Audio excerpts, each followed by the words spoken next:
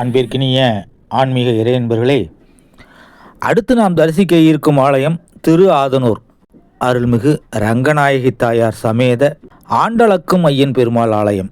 11வது திவ்ய தேசம் திருமங்கை ஆழ்வாரால் மங்களசாசனம் செய்யப்பட்டது.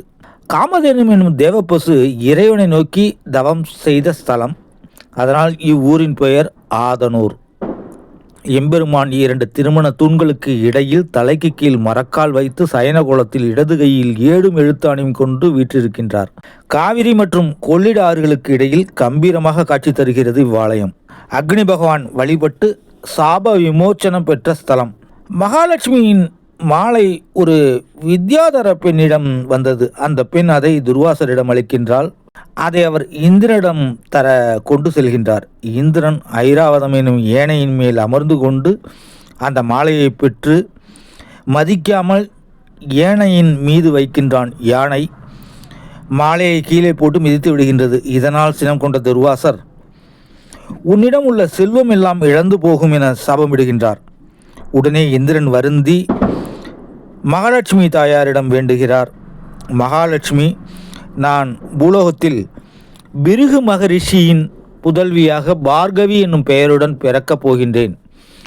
அப்பொழுது எனக்கும் பெருமாளுக்கும் நடக்கும் திருக்கல்யாண உற்சவத்தை நீ கண்டால் இழந்த செல்வம் உன்னை வந்தடையும் என்றாள். அதன்படியே இந்திரன் வந்து தரிசித்த ஸ்தலம் இந்த திரு ஆதனூர். திருமங்கையாழ்வார் ஸ்ரீரங்கம் ஆலயத்தை சுற்றி மதில் சுவர் அமைக்கும் இறைபணியை செய்து கொண்டிருந்த வேளையில் கூலி கொடுக்க பணமில்லாததால் பணி தடைபடுகிறது.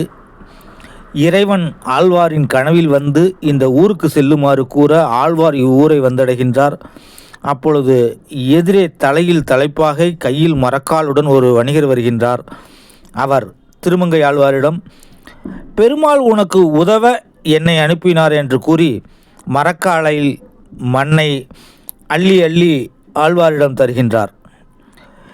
ஏன் மண்ணை தருகிறீர்கள் என்று ஆழ்வார் வினாவ, அப்பொழுது அந்த வணிகர், இறைபணியில் ஒழுங்காக உழைத்து கூலி பெறுபவர்களுக்கு இது பொன்னாகவும் உழைக்காமல் கூலி பெறுபவர்களுக்கு இது மண்ணாகவும் தெரியும் என்று கூறி கொடுக்கின்றார். இதை திருமங்கை ஆழ்வார் கூலி ஆட்களுக்கு கொடுக்கும் பொழுது அனைவருக்குமே மண்ணாக தெரிய திருமங்கை ஆழ்வார் மீண்டும் அந்த வணிகரிடம், ஏன் என்னை ஏமாற்றினீர் என்று வினவ, அந்த வணிகர் ஓடிப்போய் ஆலயத்தில் பெருமாளாக சயனித்து கொண்டார். இச்சயன கோலத்தை கண்ட ஆழ்வார் இறைவனை குறித்து பாடுகின்றார்.